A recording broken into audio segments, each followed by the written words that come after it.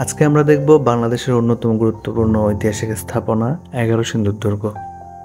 আর এই 11 সিন্দুর দুর্গটি অবস্থিত কিশোরগঞ্জ জেলার পাকুন্দিয়া উপজেলার 11 সিন্দুর ইউনিয়নে। যদিও বর্তমানে এই দুর্গটির কোনো চিহ্নই নেই, তারপরেও এটা আমাদের একটি গৌরবময় অতীতের নিদর্শন। প্রাচীন ইতিহাস থেকে জানা যায় 13-14 শতকের মাঝামাঝি সময়ে বিখ্যাত পর্যটক ইবনে বতুতা এসেছিলেন বাংলাদেশে। তিনি 11 সিন্দুর নিয়ে আলোচনাও করেছিলেন। তৎকালীন সময়ে 11 সিন্দুর এই অঞ্চলটি যেমন ছিল বন্যপ্রাণীতে ভরপুর, ঠিক তেমনি এখানে তৈরি হতো মসলিনের মতো সূক্ষ্ম বস্ত্র, পাশাপাশি বিভিন্ন ধরনের ফলমূল সহ পানের চাষ হতো। কিন্তু ধারণা করা হয় এই মসলিন বস্ত্র তৈরির জন্যই ইংরেজ এবং পর্তুগিজরা এই অঞ্চলে কুঠি স্থাপনা করেছিলেন। আর এতেই বোঝা যায় সেই 14 শতকেই 11 সিন্দুর গড়ে উঠেছিল একটা সমৃদ্ধ জনপদ হিসেবে।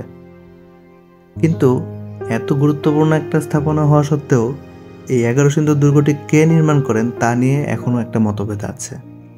কেউ বলেন অহমরাজ আজহাবা, আবার কেউ বলেন কোচরাজ বেবুদ, আবার কারো মতে রাজা গোরগোবিন্দ। তবে 11 সিন্দুর দুর্গের নির্মাতা হিসেবে বেবুদ রাজার নামটাই সবচেয়ে বেশি প্রচলিত। অতঃপর 1586 খ্রিস্টাব্দে ঈশা খাঁ যখন সোনারগাঁর রাজধানী হিসেবে দখল করেন, তারপর থেকেই তিনি চারপাশে আধিপত্য বিস্তারের জন্য মনোনিবেশ করেন। আর এটা বলা যায় যে কোচদের থেকেই ঈশা খাঁ 11 সিন্দুর দখল করেন। আর এই দুর্গ থেকেই ঈশা খাঁ এর দক্ষিণে অবস্থিত ব্রহ্মপুত্র নদীর অপর পারে টুকে অবস্থানরত মোগল সৈন্যদের সাথে যুদ্ধে অবতীর্ণ হয়েছিলেন। 1599 সালে ঈশা খাঁর মৃত্যুর দীর্ঘদিন পরেও 11 সিন্দুরের জমজমাট নৌবন্দর, ব্যবসা কেন্দ্র, ধর্মপ্রচারক পীর আউলিয়া ও বিশিষ্ট ব্যক্তিদের বাসস্থান হিসেবে এর সুনাম অক্ষুণ্ণ ছিল। কিন্তু সম্রাট শাহজাহানের সময় 1638 খ্রিস্টাব্দে অহমরাজ যখন যুদ্ধযান নিয়ে ব্রহ্মপুত্র নদ দিয়ে 11 সিন্দুর বন্দর দখল করেন, তখন এর অনেক কিছুই ধ্বংস হয়ে যায়। আর সেই খবর পেয়ে তখনকার বাংলার সুবেদার ইসলাম খাঁ অহমরাজের সাথে যুদ্ধে জড়ায় এবং তাকে পরাজিত করে। আর এই যুদ্ধে 11 সিন্দুর দুর্গটি আরও বেশি ধ্বংসপ্রাপ্ত হয়।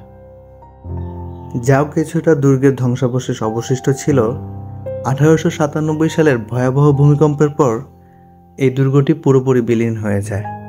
এখন সত্যিকার অর্থে এখানে আর তেমন কিছুই নেই, একটি মাটির ঢিবি ছাড়া। আর এমনি করেই একদিনের সেই কোলাহল মুখর জনপদ ও সমৃদ্ধশালী বন্দর দুর্গের ঐতিহাসিক স্থাপনা কালের গর্ভে বিলীন হয়ে যায়।